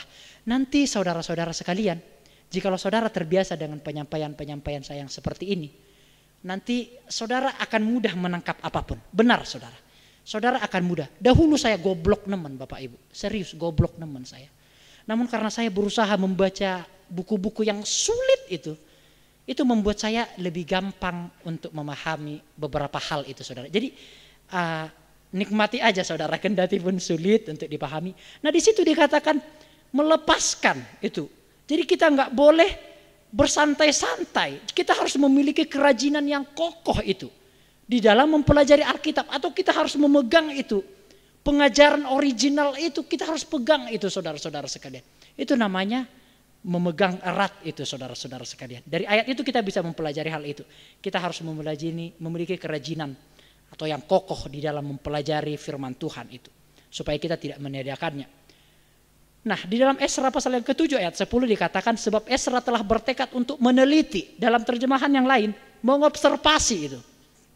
Menganalisa Taurat Tuhan. dan melakukannya serta mengajarkan ketetapan dan peraturan di antara orang Israel. Pahami dahulu, lakukan kemudian, ajarkan belakangan gitu. Nah itu statement saya itu saudara. Pahami dahulu, setelah itu lakukan kemudian, setelah paham lakukan, baru ajarkan belakangan itu saudara. Esra pun demikian. Esra itu dosen pertama itu, mungkin saya katakan Esra itu saudara. Dosen pertama itu. Jadi dia mengobservasi. Kan Taurat pada zaman Esra kan sudah terpecah-pecah itu kan. Seluruh kitab-kitab nabi-nabi itu kan terpecah-pecah pada zaman Esra itu. Nggak tahu kemana. Esra itu saudara. Dikumpulkan itu semua kitab-kitab itu. Kitab Musa itu, 5 kitab Musa dikumpulkan. Kitab Rut itu dikumpulkan. Kitab Yesaya itu dikumpulkan. Nabi-nabi. Dikumpulkan Esra itu semua sekalian saudara-saudara. Makanya Esra itu disebutkan ahli kitab itu saudara. Dikumpulkan itu semua. Diselidiki dalam-dalam. Nah begitulah kita saudara. Dipahami lebih dahulu, baru lakukan apa yang dipahami, baru ajarkan. Sekarang saya masuk saudara. Apakah kita beriman dulu baru percaya? Atau percaya dulu baru beriman? Kan di sini kan paham dulu baru percaya, atau percaya dulu baru paham itu. Kan kita larinya om ya kan? Gimana saudara? Kita paham dulu baru percaya, atau percaya dulu baru paham? Wis yang penting percaya aja. Enggak perlu ngerti yo, percaya aja. Atau kita paham dulu. Oh ya aku paham, wis aku percaya itu. Gimana saudara-saudara? Dosen saya juga berbeda yang mengatakan dia harus percaya dulu itu baru paham itu. Karena berbahagialah dia yang tidak melihat namun percaya, itu landasan Alkitabnya itu. Namun jikalau kita melihat sida-sida dari Ethiopia, dia paham dulu baru mau percaya itu. Kan sida-sida dari Ethiopia itu kan, yang datang ke Yerusalem itu dari tempat yang jauh itu kan, dia membawa kitab Nabi Yesaya itu kan, potongan-potongan kitab Nabi Yesaya itu. Dan sepertinya dia orang yang kaya itu, karena dia bisa membeli kitab itu loh. Walaupun potongan-potongan manuskrip istilahnya, dia bisa membeli. Tentu dia orang yang kaya itu. Namun setelah dia nggak ngerti kitab itu, datang Filipus itu digerakkan oleh Roh Kudus itu. Ayo jelas no. Oh ternyata. Artinya itu dia yang dibawa ke pembantaian. Itu domba seperti yang dibawa ke pembantaian kan begitu ceritanya itu kan. Oh dia Yesus Kristus yang sudah disalibkan itu loh. Oh dia percaya barusan itu. Oh iya aku ngerti Ki. Baru dibaptis dia itu. Ayo gimana? Posisi kita di mana itu? Percaya dulu baru beriman? Oh percaya dulu baru mengerti? Atau mengerti dulu baru percaya itu saudara? Saya yang kedua. Mengerti dulu baru percaya itu saudara-saudara. Karena Alkitab berkata dari pendengaran akan firman Tuhan. Kan mendengarkan itu kan membuat kita mengerti kan. Nah dari kita mengerti itu baru kita percaya itu. Nah saya sih begitu, saudara kan boleh berbeda kan gak masalah. Makanya awal saya katakan berbeda gak masalah. Itu artinya banyak orang yang berpikir itu saudara. Namun saya yang kedua itu, saudara tidak harus sama dengan saya. Tidak harus, itu otoriter namanya itu. Namun saya sampaikan, saya lebih meyakini yang kedua. Kita mengerti dulu, baru percaya, baru beriman itu saudara. Karena Alkitab kan, iman itu datang dari pendengaran akan firman Tuhan itu saudara. Oke, sebagai bagian yang terakhir, signifikansi PL dan PB. Nah, di sini saudara-saudara sekalian, dari ayat yang ke-19 itu kita menemukan satu pemikiran, menemukan satu pelajaran yang dapat kita ambil, yaitu orang Kristen sementara mengasihi PB tidak boleh meniadakan atau meremehkan perjanjian lama. Kan begini kan maksudnya, kalau kamu tiadakan satu iota aja itu, satu koma saja itu, kamu menempati tempat yang paling rendah itu. Nah saya mengambil sebuah kesimpulan, ini signifikansi dari perjanjian lama dan perjanjian baru itu. Artinya kan hukum Taurat itu kan mewakili perjanjian lama itu kan. Maksudnya nggak boleh itu dibeda-bedakan perjanjian lama perjanjian baru itu. Makanya saudara, saya selalu mengatakan, jangan hanya khotbah dalam perjanjian baru itu. Jangan hanya khotbah sama perjanjian kitab Matius itu atau kitab Wahyu itu. Khotbahkan kitab Rut itu. Khotbahkan kitab Obaja itu, kitab Nahum itu, kitab Maleaki itu, kitab Zefanya itu, kitab Nahum itu. Bahkan jikalau Bapak Ibu saya suruh, ayo buka kitab Nahum, Bapak Ibu baca perjanjian baru paling gitu kan. Karena apa? Karena tidak pernah dibaca. Makanya saudara, seluruh Alkitab itu harus dikhotbahkan. Jikalau saya diberi tentu ada pasti kesempatan itu. Jangan saya beri kesempatan. Saya akan bahas itu secara mendetail itu saudara-saudara sekalian. Jadi begitu juga harus saya selalu mengatakan kesesatan itu bukan tidak berdasarkan Alkitab. Kesesatan itu berdasarkan Alkitab, namun mengabaikan ayat-ayat yang lain itu nggak boleh saudara. Jadi dari sini kita belajar kan satu iota tidak boleh kita tiadakan itu kan. Itu berarti karena itu adalah hukum Taurat mewakili perjanjian lama. Perjanjian lama pun tidak boleh kita abaikan itu. Jangan kita menganggap perjanjian baru lebih superior itu, enggak. Perjanjian lama sebagai dasar dan perjanjian baru sebagai puncak dari dasar itu sendiri saudara-saudara sekalian. Itu kata pulpit dari komentari bukunya. Oke, tempat yang tinggi dalam kerajaan surga. Ini tadi sudah saya katakan, sekalipun masuk surga tergantung iman kepada Kristus, tetapi besar kecilnya pahala, saya menggunakan kata pahala ya, di surga tergantung dari kehidupan kita. Saya mengambil ini dari perkataan dari pendeta Budi Asali, Master Divinity. Ada pendeta Budi Asali itu, orang Reform itu. Nah, tempat yang paling rendah tidak masuk dalam kerajaan surga, itu kata Clark, itu seorang pemikir juga. Itu maksudnya seperti yang ilustrasi yang saya buat itu loh. Itu maksudnya dia betul-betul nggak masuk kerajaan surga itu. Namun pulpit mengatakan sikap kita terhadap firman menentukan tinggi rendahnya tempat di surga. Saya lebih percaya yang kedua itu. Sikap kita terhadap firman, tafsiran kita, pengertian kita terhadap firman, loyalitas kita terhadap firman, melakukan, kan di situ kan dikatakan kan, bukan hanya melakukan dan mengajarkannya. Itu mendapati tempat yang paling tinggi. Jadi pengajar-pengajar, guru sekolah minggu, tempat yang paling tinggi di surga, bro. Bukan berarti Bapak Ibu enggak, tapi kalau Bapak Ibu melakukan dan mengajarkannya kepada orang lain, di tempat saudara kita, anak kita tentu juga memiliki tempat yang paling tinggi di surga itu. Ya, berbahagia bro ya, semangat terus bro ya untuk anak sekolah minggu itu. Oke, saya selesaikan Bapak Ibu Saudara ya, karena saya janji ayat yang ke-20 itu. Saya selesaikan. Mari kita baca ayat yang ke-20 sebagai ayat terakhir bagi kita. Maka aku berkata kepadamu, jika hidup keagamaanmu tidak lebih benar daripada hidup keagamaan ahli-ahli Taurat dan orang-orang Farisi, sesungguhnya kamu tidak akan masuk di dalam kerajaan surga. Kamu yang dimaksud bisa 3 fraud ini. Bisa orang awam pada saat hari itu yang mendengarkan khotbah di bukit itu. Bisa juga murid-murid Yesus pada saat hari itu. Dan juga bisa ahli-ahli Taurat dan orang-orang Farisi. Kan semuanya kan tercangkum di sana semua saudara. Walaupun tempat-tempatnya berbeda. Murid-murid kan di sekeliling Yesus dan para orang-orang lain kan berada terpencar-pencar. Paling tidak saya mengimajinasi saja begitu saudara-saudara sekalian. Nah, jika hidup keagamaanmu tidak lebih benar daripada hidup keagamaan ahli-ahli Taurat dan orang Farisi, sesungguhnya kamu tidak akan masuk dalam kerajaan surga. Saya katakan dengan jujur di hadapan Tuhan, kita tidak akan bisa lebih benar hidup keagamaan kita dari orang Yahudi. Berarti kita nggak masuk dalam kerajaan surga dong. Nggak akan bisa lebih benar Bapak Ibu, nggak akan bisa lebih loyal dari militan dari orang Yahudi itu. Saya akan sampaikan saudara-saudara ya. Saya tidak akan bahas yang lain. Orang Farisi, saya akan masuk kepada ahli Taurat dulu ya. Muncul setelah pembuangan dari Babel, maksudnya pada zaman Esra itu ahli Taurat muncul. Namun menjadi tidak baik mereka pada zaman Yesus Kristus karena mereka diperintah oleh Romawi. Namun di zaman Esra mereka ini tokoh sentral Bapak Ibu. Mereka ini pemimpin-pemimpin yang luar biasa, memberikan kontribusi moral, pemikiran sangat luar biasa, membuat spiritual dari bangsa Israel di zaman Esra pada saat itu meningkat. Namun pada zaman Yesus degradasi, istilahnya degradasi, menurun saudara-saudara. Nah itu sederhananya. Orang Farisi, orang yang mengasingkan diri, separatis istilahnya, dengan tujuan menjalankan tuntutan Taurat. Nah orang Farisi ini ada bermacam-macam saudara. Ada orang Farisi pundak, maksudnya memamerkan perbuatan-perbuatan baiknya di hadapan orang lain, memberikan persepuluhan, dilempar itu persepuluhannya Bapak Ibu. Cepreng, biasanya begitu, tradisinya begitu. Sehingga orang-orang lihat, wow, persepuluhannya banyak ini. Dia memamerkan itu apa namanya? Seluruh perbuatan baiknya itu.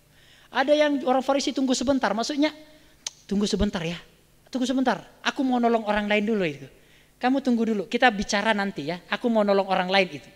Jadi ya, orang Farisi tunggu sebentar namanya itu. Ada orang Farisi buta, ini berjalan itu, berjalan sampai menabrak tembok karena ada perempuan di depannya itu saudara. Jadi supaya suci, murni, kudus ya dia. Jadi dia jalan nunduk, kepala ditabrak tembok dan orang lain lihat, dia menabrak tembok itu. Dia betul-betul suci. Paradigma orang dahulu kan seperti itu. Kan ada orang sekarang yang seperti itu kan, yang Udahlah, nggak usah kita bahas. Oke. Om langsung tahu maksud saya itu.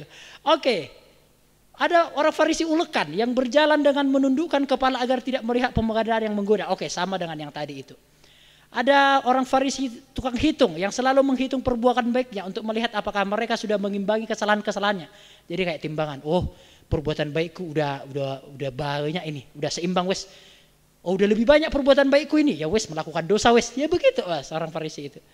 Namun ada orang Farisi yang takut akan Allah. Memang pada zaman Ayub belum ada orang Farisi memang. Namun saya mengindikasikannya, menafsirkannya karena cerita tentang Ayub ini ditulis oleh orang-orang Yahudi juga, maka saya mengindikasikannya bahwa dia adalah orang Farisi yang takut akan Tuhan itu. Dan juga Abraham mencintai Allah. Dan ini orang-orang seperti Ayub dan Abraham kan jarang. Pada zaman Yesus Kristus kan jarang itu saudara-saudara sekalian. Oke, dan bukan hanya itu saudara-saudara sekalian. Yang saya maksudkan adalah, ini saya skip saja. Kan saya sudah maksudkan Missof. Ini kan penjabaran dari hukum Taurat itu. Saudara-saudara, semua diatur Bapak Ibu. Cara menulis diatur Bapak Ibu Saudara sekalian. Cara menggendong anak diatur. Cara bekerja diatur. Berpakaian diatur. Buang hajat diatur. Pakai sendal diatur. Pakai semuanya dia. Rambut diatur Bapak Ibu Saudara sekalian. Jadi kita tidak akan mungkin hidup keagamaan kita lebih benar daripada mereka. Gak akan mungkin saudara-saudara sekalian. Gak akan mungkin. Semilitan mereka gak mau mungkin. Terus bagaimana dengan ayat ini saudara? Berarti kita harus lihat dalam terjemahan bahasa aslinya itu saudara.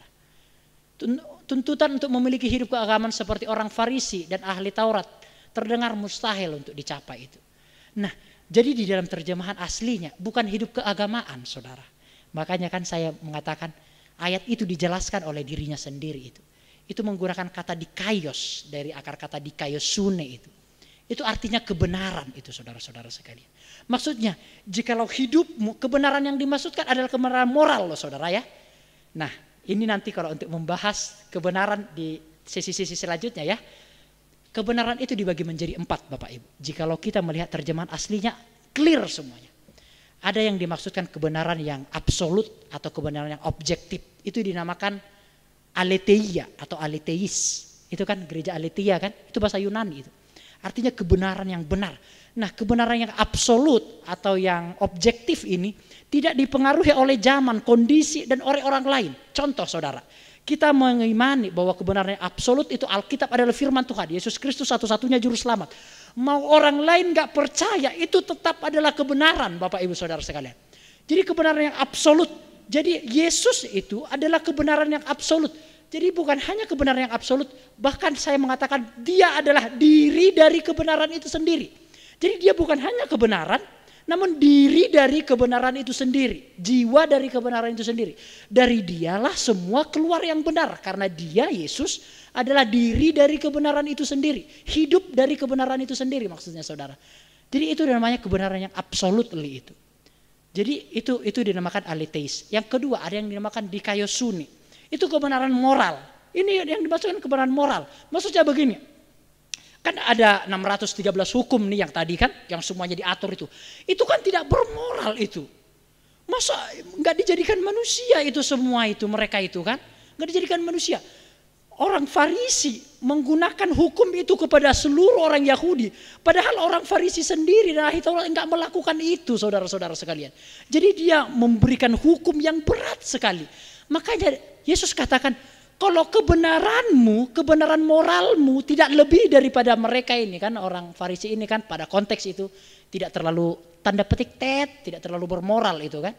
Jikalau kebenaran moralmu tidak lebih benar daripada orang Farisi ini yang menyuruh anak-anak umur 5 tahun memikul beban 50 kilo itu.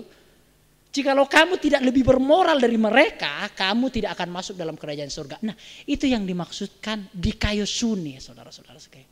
Jadi kebenaran yang objektif, yang tidak dipengaruhi oleh apapun. Ada yang kedua kebenaran moral. Yang ketiga ada yang dinamakan itu kebenaran subjektif.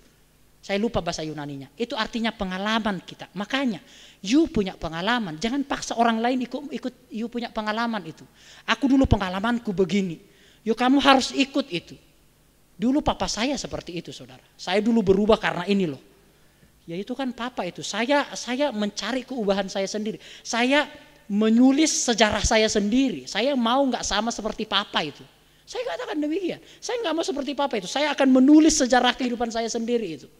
Nah, jadi kebenaran pengalaman itu adalah kebenaran subjektif yang hanya diri kita sendiri yang boleh, nggak boleh dipaksakan kepada orang lain itu. Dan yang keempat dinamakan adalah kebenaran historis itu. Saya lupa juga bahasa Yunaninya itu. Kebenaran historis adalah kebenaran ilmiah ini.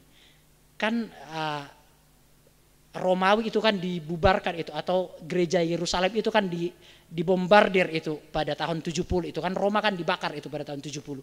Itu kebenaran yang historis itu, dan itu didukung oleh Alkitab. Jadi nggak usah anti terhadap kebenaran historis itu. Jadi baik itu kebenaran subjektif pengalaman itu saudara, harus dievaluasi oleh kebenaran yang objektif atau yang absolut itu, firman Tuhan itu maksudnya. Kebenaran absolut kan harus mengevaluasi kebenaran yang subjektif. Enggak boleh kebenaran yang subjektif ini tunduk mengevaluasi kebenaran yang absolut ini, yaitu firman Tuhan ini saudara. Jadi semuanya harus dievaluasi, harus diseleksi oleh kebenaran yang absolut ini saudara. Begitu juga dengan kebenaran historis itu. Jadi jika ada kebenaran historis yang bertolak belakang dengan kebenaran yang absolut yaitu firman Tuhan, boleh kita tolak. Namun jika ada kebenaran historis yang mendukung Alkitab, kita terima saudara. Jadi historis itu tidak selalu salah. Itu bahkan menolong Alkitab itu. Tanpa historis itu kita nggak akan bisa memahami sepenuh-penuhnya dari firman Tuhan itu. Jadi itulah yang dinamakan kebenaran. Jadi yang dimaksudkan di sini adalah jikalau sikap moralmu dikayos tidak lebih benar daripada ahli-ahli Taurat dan orang-orang Farisi yang Yesus nilai tidak memiliki moral itu, yang memberikan peraturan yang enggak seperti manusiawi itu, kamu enggak akan masuk dalam kerajaan surga. Jadi bukan kepada liturgi-liturginya. Jadi bukan kepada sistem keagamaan orang Yahudi yang kita harus lebih besar dari mereka, bukan itu. Namun lebih kepada perbuatan dan tindakan-tindakan kita yang bermoral. Sebagai yang terakhir saudara, saya skip saja. Jadi hukum yang paling penting yang dijelaskan oleh Yesus untuk menyimpulkan hukum Taurat dan perjanjian lama itu, inilah: kasihilah Tuhan Allahmu dengan segenap hatimu, segenap jiwamu, dan segenap akal budimu, dan segenap kekuatanmu, dan kasihilah sesamamu manusia seperti dirimu sendiri. Itulah yang dinamakan dikaiosune, kebenaran yang moral itu, yang moral itu. Mengasihi Tuhan dengan segenap hati dan mengasihi manusia seperti diri sendiri. Mengasihi Tuhan vertikal itu ke atas itu, dan mengasihi sesama horizontal itu artinya tanda salib itu saudara-saudara sekalian. Maaf saudara-saudara sekalian, saya tidak bisa untuk sesi tanya jawab karena saya takut berutang kepada Bapak Ibu Saudara. Jikalau selanjutnya kita akan masuk di dalam sesi tanya jawab. Demikian untuk khotbah kita hari ini atau renungan kita atau pemikiran kita. Saya sudah lihat berasap-asap kepala Bapak Ibu Saudara, namun pasti ada pengertian-pengertian yang baru yang akan kita dapatkan. Amin. Tuhan Yesus memberkati kita semua. Saya undang pemain musik untuk maju ke depan. Kita akan menaikkan suatu pujian. Jikalau ada yang kurang mengerti Bapak Ibu Saudara, di minggu depan di giliran saya Bapak Ibu Saudara ya, langsung angkat tangan saja tidak mengapa. Atau nanti chat secara saya pribadi jikalau ada pertanyaan yang sulit. Chat saya, nanti kita akan bahas di pertemuan-pertemuan selanjutnya saudara-saudara. Kita angkat lagu pujian yang ketiga, Tuhan ku mau menyenangkan. Mengasihi Tuhan dengan segenap hati, jiwa, pemikiran, mengasihi sesama, itulah yang membuat Tuhan senang. Kebenaran yang moral atau moral itu, dikaiosune itu. Yuk monggo Kak.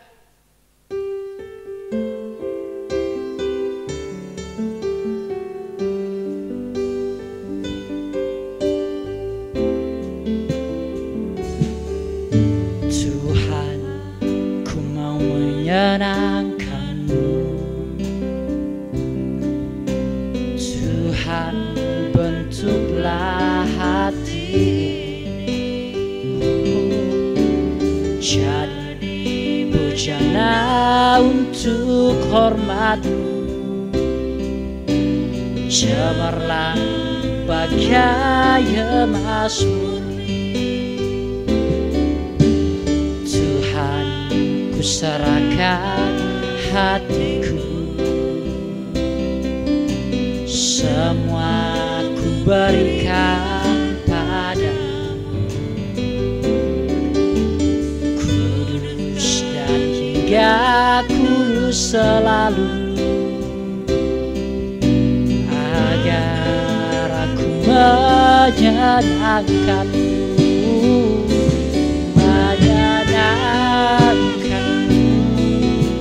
senangkanmu. Hanya itu kerinduanku, menyenangkanmu, senangkanmu. Hanya itu kerinduanku.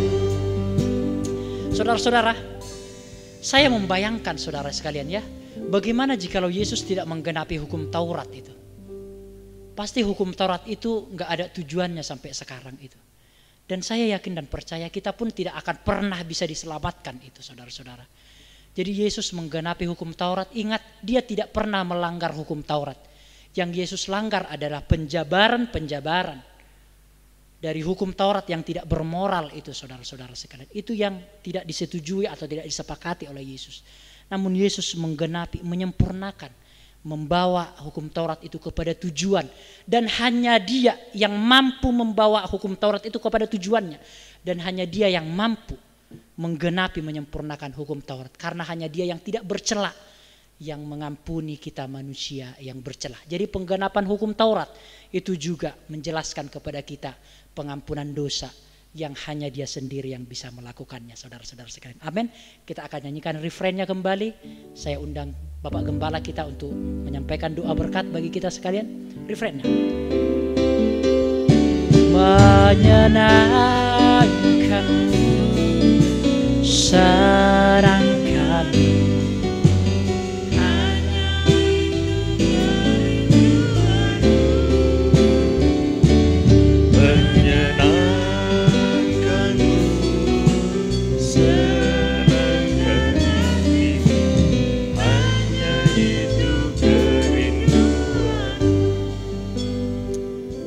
kita memaklumi, saudara ya. Jadi coba kita renungkan sedikit aja. Kita memaklumi bahwa bangsa Israel itu bangsa yang sangat tertekan. Dia terjajah di negaranya orang, lamanya 400 tahun lebih. Saya pikir-pikir Indonesia ini 300 tahun lebih dijajah sama Belanda. Tapi ada bedanya, orang Indonesia ini dijajah di tanah airnya sendiri. Dan orang Indonesia ini masih punya raja-raja. Sekalipun mereka itu sudah dikalahkan, tapi mereka masih punya moral, masih punya harga diri, masih punya keberanian, masih punya ketaatan. Itu Indonesia. Sekalipun bangsa Indonesia ini ditekan sedemikian rupa, dan saya bisa merasakan itu karena saya lahir tahun 48, dan saya pada waktu anak-anak saya masih melihat itu sisa-sisa penjajahan itu terhadap bangsa Indonesia ini luar biasa, ya, bodohnya luar biasa, mindernya luar biasa, takut, tidak berani, pemalu. Itu mental orang yang dijajah. Dan juga ada suatu dendam, suatu kebencian terhadap yang lain. Ini di Indonesia loh ya, saya katakan masih lumayan ini bangsa yang masih dijajah di negaranya sendiri, tapi masih punya pemimpin-pemimpin, punya raja-raja. Bayangkan Israel, sudah ngungsi ke tanah Mesir, tidak punya negara, dijajah di sana, dibodoh-bodoh, tidak boleh sekolah, tidak diajari apa-apa. Nah, di antara bangsa yang paling rusak kayak Israel itu, Allah itu memberi perhatian. Selalu begitu, saudaraku. Agama itu selalu muncul di sesuatu daerah atau suatu negara atau suatu bangsa yang rusak. Seperti halnya Arab. Kita tidak usah ngomong politik atau apa, tapi ini memang fakta dan orang-orang Arab itu juga mengakui bahwa bangsa mereka itu bangsa yang termasuk biadab. Oleh sebab itu, mereka memperoleh bagian perhatian Tuhan dengan cara mereka sendiri. Demikian juga Israel ini dengan cara Tuhan sendiri. Sehingga Tuhan memberikan tatanan dengan hukum Taurat. Hukum Taurat itu kerasnya setengah mati, saudaraku. Oleh karena dia sebut penuntun. Tapi coba sekarang kita bayangkan lagi ya. Zaman sekarang ini sama zaman dulu baik mana? Baik sekarang, saudaraku. Kalau kita ngomong zaman dulu itu lebih baik, berarti Tuhan Yesus itu sia-sia datang. Olah apa teko, gak ono perubahan, ini malah elek. Hati-hati loh, saudaraku. Jangan kita ngomong zaman kita sekarang ini tambah jelek. Enggak loh, saudaraku. Tambah baik, tambah beradab. Tetapi tetap terbagi dua. Siapa yang bertambah-tambah baik, tapi ada yang bertambah-tambah buruk. Tapi bagi kita, orang-orang yang percaya kepada Yesus, orang-orang yang percaya kepada Kristus, kita sudah tidak lagi di bawah bimbingan Taurat yang keras, tetapi kita berada di dalam kasih karunia. Nah ini saudaraku, ini yang perlu kita hargai. Banyak loh saudaraku orang yang tidak ngerti kasih karunia, sekalipun dia Kristen. Apa sih kasih karunia itu? Apa bro? Kasih karunia itu apa? Kemurahan Tuhan. Apa? Apa bro? Hadiah gratis. Hadiah gratis. Kasih karunia itu adalah pengampunan, saudaraku. Adalah pengampunan di dalam Kristus Yesus atas segala dosa-dosa kita. Oleh sebab itu kita diperkenankan untuk menerima kehidupan yang kekal. Pengampunan. Itu yang merupakan satu kebenaran yang absolut di hadapan Tuhan. Saudara bisa lihat itu ceritanya, bagaimana orang ahli Taurat itu berdoa di dalam sinagog dan ada orang pemungut cukai yang merasa dirinya itu memang berdosa. Dia mengaku di hadapan Tuhan, aku orang berdosa. Sedangkan orang Farisi mengatakan, aku ini orang hebat. Tapi setelah mereka selesai berdoa, keluar dari sinagog, firman Tuhan mengatakan, pemungut cukai itu dibenarkan oleh Tuhan. Jadi kebenaran itu saudaraku berasal dari pengakuan kita.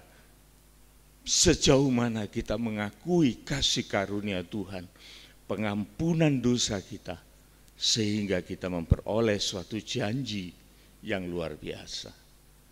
Ya ini loh saudaraku perbedaan antara zaman Taurat, zaman Perjanjian Baru.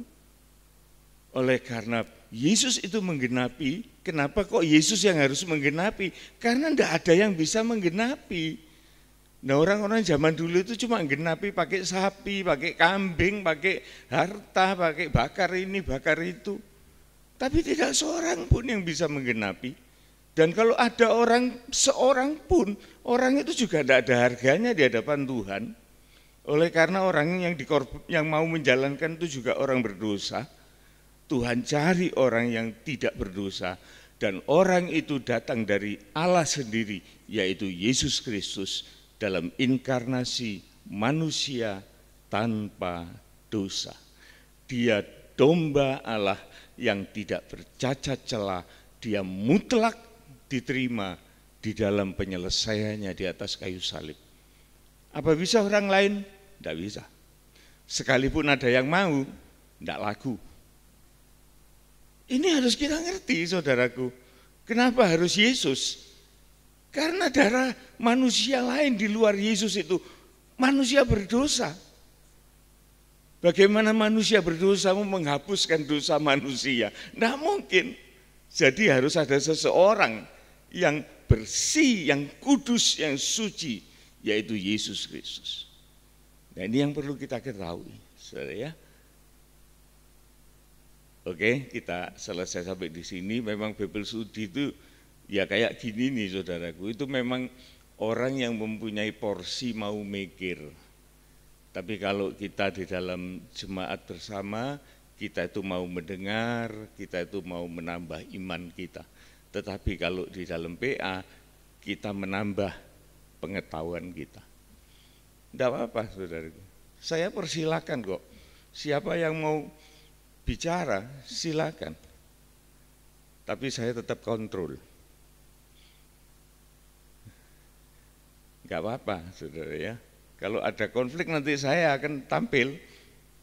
Saudara boleh tanya apapun yang saudara jadi unek-unek, kok ngomongnya gini sih, kok ngomongnya gitu. Silakan. Saya gembala di sini. Jangan khawatir. Ya, oke, kita bangkit berdiri, kita berdoa. Tuhan, terima kasih waktu telah kami manfaatkan dengan sebaik-baiknya untuk belajar akan rencana Allah di dalam kehidupan kami di dunia ini. Kami mengenal Tuhan kepada segala apa yang telah Engkau ajarkan dalam firman Tuhan, dan kami mempercayakan kehidupan kami, keselamatan kekal kami hanya kepada Yesus Kristus. Sebagai wujud dari kasih-Mu yang besar atas dunia ini. Dan kami telah menerimanya dalam iman kami, bahkan dalam pengertian kami, di dalam pengakuan kami. Oleh sebab itu Tuhan, kami berbesar hati, bukan oleh karena kesombongan, tapi berbesar hati oleh karena kemurahan Tuhan. Bahwa kami diselamatkan dan memperoleh kerajaan surga itu seperti apa yang Engkau janjikan, bukan dari otak kami sendiri, tetapi Engkau menjanjikan bahwa Engkau mempersiapkan rumah kami di dalam kerajaan-Mu, di dalam rumah Bapa, banyak tempat. Itu yang kami mengerti dan kami meyakini. Terima kasih Tuhan, saatnya kami akan kembali pulang dan kami mohonkan berkat-Mu. Saudara-saudara yang dikasihi oleh Tuhan Yesus Kristus, terimalah berkat anugerah, kasih sayang, damai sejahtera, keselamatan yang kekal, disertai sukacita surgawi yang berasal dari Allah, Bapa, Putra, dan Roh Kudus, menyertai kita semua, mulai dari saat ini sampai Maranatha, Tuhan Yesus datang kembali. Pulanglah beserta dengan segala berkat ini, dan kita juga diberkati dengan perkara-perkara jasmaniah untuk hidup layak, dan kita juga bisa menjadi berkat bagi sesama. Dalam nama Tuhan Yesus Kristus kami sudah berdoa. Amin, amin, amin. Tuhan berkati.